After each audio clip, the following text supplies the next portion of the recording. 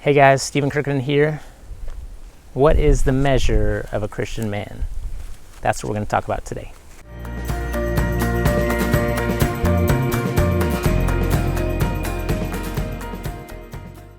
In today's fast-paced world, everything is based on performance. You know, how well we're doing at work, how well our family situation is, how big our bank account is.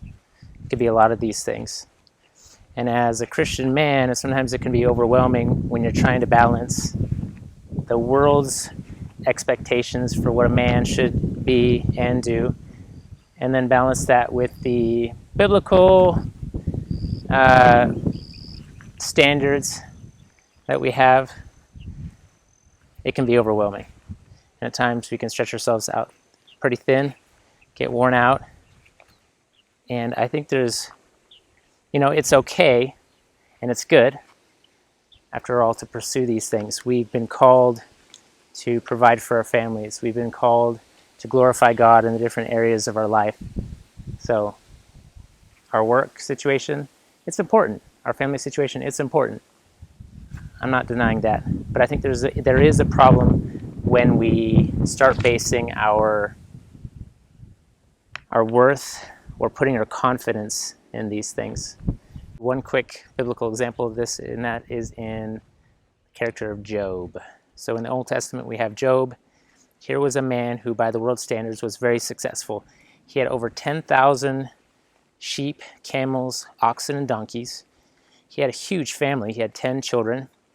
So he was a family man. So at one end, he's very successful financially, but he's also a family man, and he was also upright. God says about him that there is none like him on earth, a blameless and upright man who fears God and turns away from evil. I mean, these are God's own words about Job. Man, so he's a pretty amazing guy. And what happens to him in the Bible, we see that in one day, God allows Satan to strike Job and take everything from him. His entire family is decimated, is killed when the house falls down on top of the kids, and all of his animals are completely destroyed. So one day he loses everything. And I think there's a great lesson for us to learn from Job when we're measuring our own life. This is what he says from the depths of his suffering and misery. Job speaks these words of God, saying, "Let him weigh me with accurate scales, and let God know my integrity.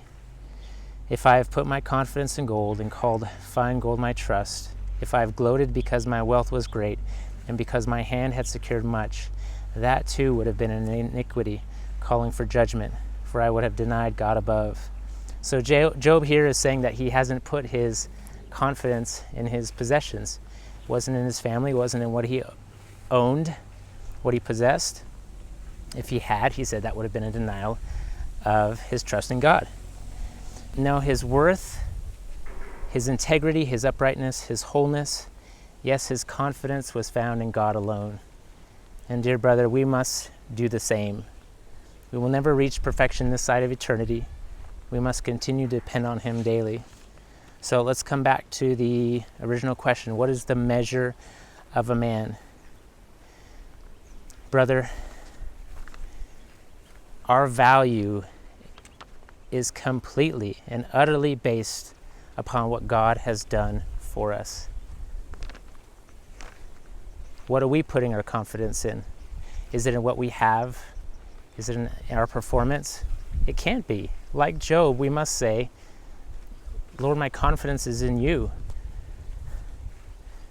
Because if we start putting our confidence in these things that we have, how well we're doing, how well our family is, then we're sinning. We're putting our trust in these other things. So the measure of a man is based upon what he puts his confidence in.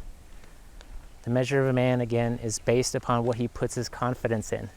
And so for the worldly man, it's really going to really matter what kind of house he lives in,